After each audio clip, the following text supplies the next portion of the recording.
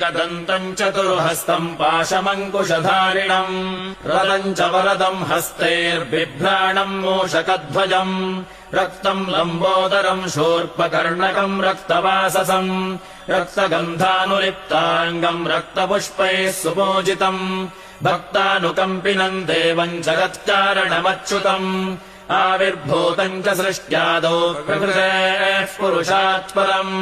एवम् ध्यायति यो नित्यम् स योगी योगिनाम् वरः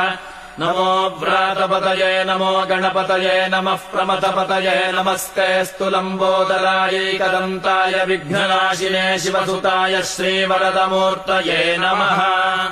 एतदथर्वशीर्षयोऽधीते स ब्रह्म भूयाय कल्पते स सर्वविघ्नैर्न बाध्यते स सर्वतः सुखमेधते स पञ्चमहापापात् प्रमुच्यते सायमधीयानो दिवसकृतम् पापम् नाशयति प्रातरधीयानो रात्रिकृतम् पापम् नाशयति